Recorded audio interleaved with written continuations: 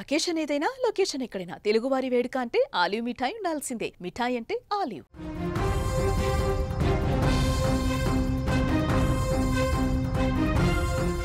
సంచలనం సృష్టించిన యువతి దేవశ్రీ హత్య కేసులో విస్తుపోయే నిజాలు వెలుగులోకి వస్తున్నాయి. నిందితుడు గోవర్ధన్ ఈ ఘాతుకానికి పాల్పడిన తర్వాత నేరుగా ఇంటికి వెళ్ళాడు. తన కుటుంబ సభ్యులకి మొత్తం విషయం చెప్పాడని స్వయంగా అతడి తండ్రే చెప్పడం చర్చనీయాంశమైంది.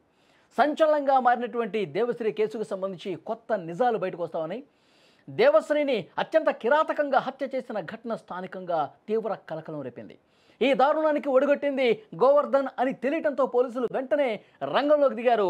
ఈ హత్య వెనుక అసలు ఏం జరిగింది, కారణాలు ఏంటి, ఇవన్నీ కూడా వెలికి తీసే పనిలో ఉన్నారు. గోవర్ధన్ తండ్రి చేసినటువంటి వ్యాఖ్యలు ఈ కేసుని మరింత బలపరుస్తున్నటువంటి పరిస్థితి ఉంది. నీ పేరేమ్మా? మునసామి. మీదే ఊరు? కొండమారి.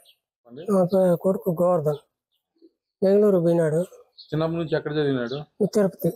తిరుపతిలో సుమారు 10 ఏళ్ళు అయితే ఉంది. తిరుపతిలోనే ఉన్నాడు. అక్కడ జరిగి అక్కడ తీసుకున్నాడు. జాబ్ కోసం బెంగళూరు పోయినాడు.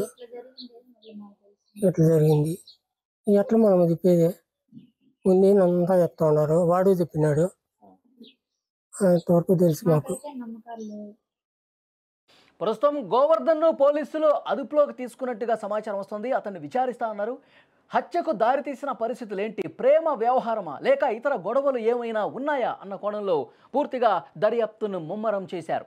సోమవారం బెంగళూరులో దేవశ్రీ హత్య జరిగింది. అన్నమయ్య జిల్లా రామసముద్రం మండలం బిక్కంవారిపల్లి గ్రామానికి చెందినటువంటి రెడ్డెప్ప జగదాంబ దంపతుల కుమార్తె దేవశ్రీ ఆచార్య కళాశాలలో BBA డిగ్రీ 4వ సంవత్సరం చదువుతోంది. అక్కడే ఓ అద్దెగదిలో ఉంటోంది. చిత్తూరు జిల్లా చౌడేపల్లి మండలం పెద్దకొండమర్రికి చెందిన గోవర్ధన్ ఆమెతో సన్నిహితంగా ఉంటా ఉన్నాడు. ఏమైందో తెలియదు కానీ ఆమె గదిలో గాయాలతో విగతజీవిగా పడింది. ఆమె తలపై కొట్టి హత్య చేసినట్టుగా మాదనాయనకల్లి పోలీసులు ప్రాథమిక దర్యాప్తులో కూడా గుర్తించారు. చదువు పూర్తి చేసుకుని పట్టాతో ఇంటికి వస్తున్నటువంటి కుమార్తె హత్యకు గురి కావటాన్ని తల్లిదండ్రులు జీర్ణించుకోలేకపోతున్నారు. గుండెలు అవిశేలా రోధిస్తున్నటువంటి పరిస్థితి కనిపిస్తోంది. ముఖ్యంగా అంటే తన స్నేహితురాలతో కలిసి బెంగళూరులో చదువుకుంటున్నటువంటి దేవశ్రీ తన స్నేహితురాలతో కలిసి ఆ స్నేహితురాలి రూమ్కి వెళ్ళింది. అక్కడ ఉన్నది కాసేపు.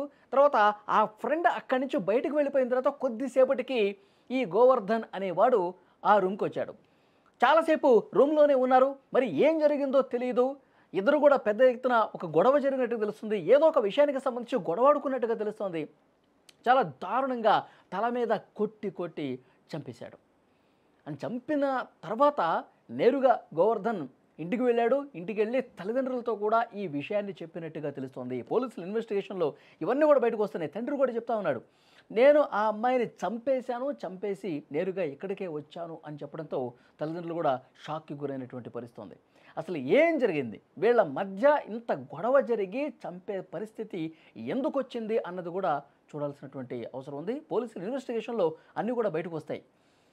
ఇక్కడ నుంచి ఊరు కాని ఊరు వెళ్ళి దేవశ్రీ అక్కడ చదువుకుంటోంది. అమ్మాయి మంచిగా చదువుకొని పై స్థాయిలో ఏదైనా ఒక ఉద్యోగం సంపాదించి ఇంటి పేరు నిలబెడుతుందన్నటువంటి ఆశతో తల్లిదండ్రులు ఉన్నారు.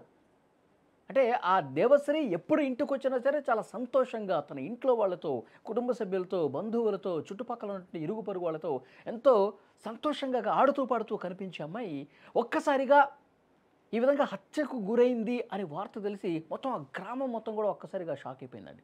అక్కడ ఉన్న వాళ్ళందరూ కూడా అసలు ఏం జరిగింది, ఎందుకు ఇలా జరిగిందో కూడా అర్థం కాని పరిస్థితి. ఎప్పుడు కూడా ఎవరితో గొడవలు ఉన్నాయనో లేకపోతే ఎవరితో ఏదైనా ఇబ్బందికర పరిస్థితులు ఉన్నాయో ఎప్పుడూ ఇంట్లో వాళ్ళతో షేర్ చేసుకోలేదు. కానీ ఉన్న పళంగా బెంగళూరులో ఒక గదిలో హత్య గావించబడింది అంటే దీని వెనకాల ఏదో జరిగింది. కానీ ఏం జరిగిందన్నది కూడా ఇప్పుడు పోలీసుల ఇన్వెస్టిగేషన్లో బయటకు వస్తుంది.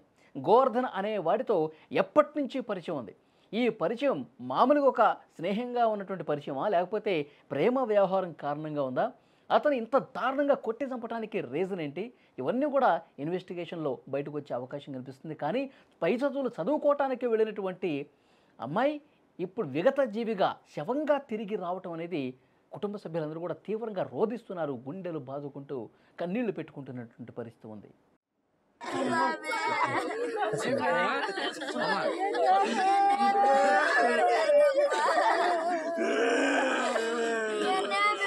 జరగకూడదు.